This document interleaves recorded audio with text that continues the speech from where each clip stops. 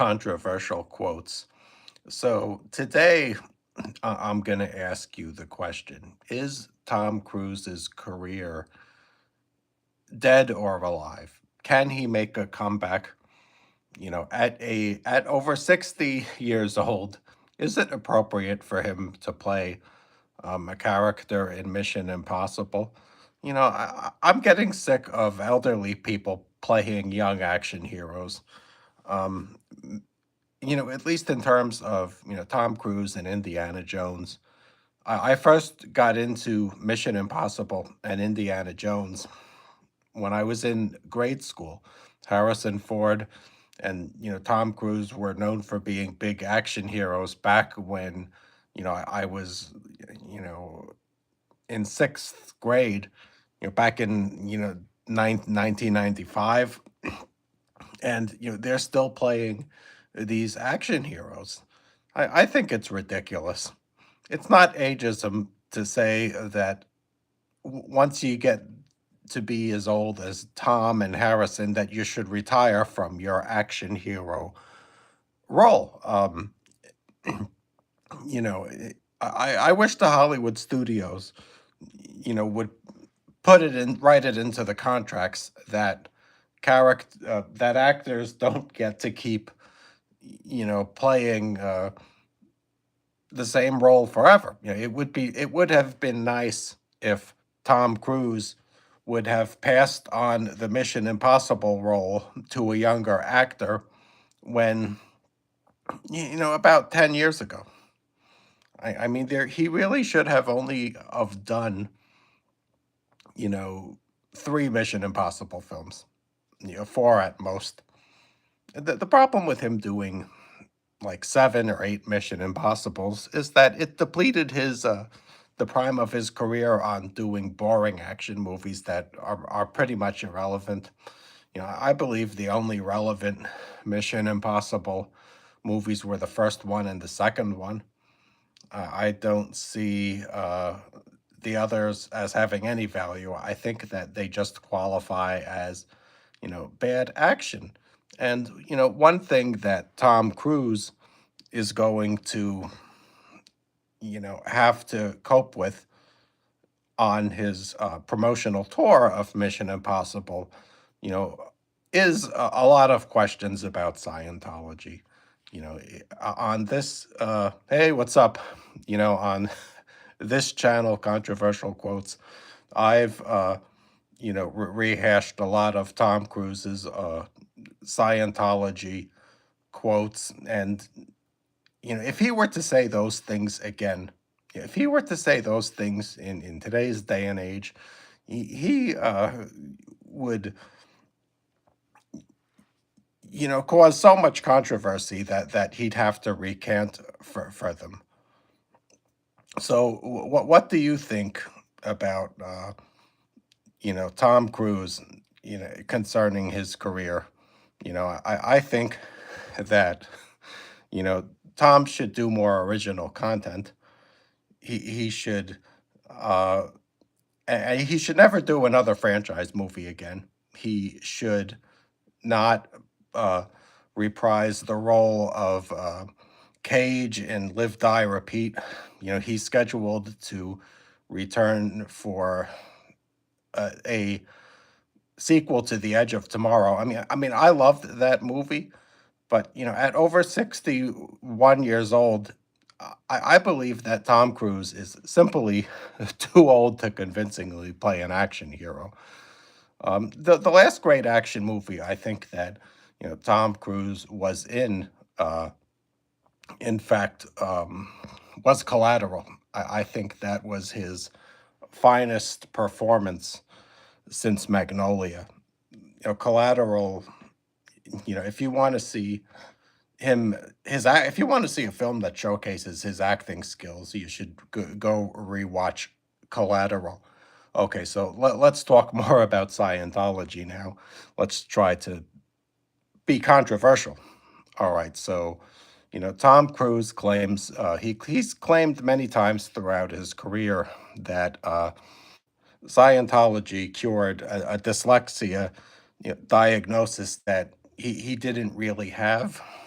He said it many times during an early interview with Barbara Walters. He claimed that the study technology that Hubbard developed helped cured his learning disabilities. People with dyslexia can get to his heights. He probably has it and doesn't, admit it. There's no evidence, whatsoever that Scientology cures dyslexia. And if you want to see an archive of interviews with Tom Cruise and other Scientologists speaking, I would recommend going to TikTok Scientomogy. Yes, Scientomogy. I created that TikTok, and in that TikTok, I have a lot of content wherein Scientologists promote their view. Yeah, I spend a lot of my effort on that website in trying to get people to look at old, interviews of Tom Cruise wherein he promotes Scientology, because I think that if people were to rewatch those interviews, it would generate a lot of negative press for Scientology. And people the pro Scientology crowd might say I'm being some type of bigot. That's not true. The anti Scientologists are not bigots. Scientology advertises their message on the Super Bowl. If you go to uh, a Scientology, front group website like CCHR, you're going to find that it's Scientology is what we would qualify as an extremist organization that promotes conspiracy theories and junk science. And Tom Cruise is said to have donated a lot of money to CCHR in uh, in his in a leaked video he did. I think it was back from 2008. Another Scientologist is quoted as saying he donated, more money to CCHR than any other Scientologist she knows. And if you want to see, CCHR has two museums. One of them is in Clearwater, the other one's in LA. It's called Psychiatry and Industry of Death. And in that museum, you can read all of the propaganda that Scientology creates in order to feed the public the message that psychiatry doesn't work and Dianetics does. Now, the propaganda that you're going to see in the Psychiatry Industry of Death Museum, is really shocking in terms of false information. They blame psychiatrists for everything they don't like about society. Um, I went to Google Maps a while ago to look at the Psychiatry and Industry of Death, museum in LA, and it seems like CCHR's latest talking points are is that they're making the argument that psychotropic drugs like Ritalin cause gun violence, when in fact there's not really any evidence of that. We could debate the cause of gun violence for an hour, but no experts are going to blame it on psychiatric medication. Scientology doesn't believe people should take psychiatric medications because they want them to spend money on Dianetics. And if you're not familiar with Dianetics, it's the system that Hubbard created, wherein you use a lie detector test to get rid of your mental difficulties. Um, and that's Dianetics in a nutshell. It was rejected by the scientific establishment when it came out thoroughly. It's not something, it's widely seen of as a junk science, and it's also something that's very unpopular. There aren't a lot of people in Scientology orgs. And if you look at, Aaron Smith Levin's channel, growing up in Scientology, you're going to hear reports that Scientology's orgs have been emptied. You know, it's rapid. Scientology is rapidly becoming something that nobody does anymore. I think they're down to like 10,000 members. They have a huge real estate empire. Um, in New York and California and Florida, they own billions in real estate. They also have billions of. They also own a lot of expensive real estate in England. They have a huge palace in the countryside.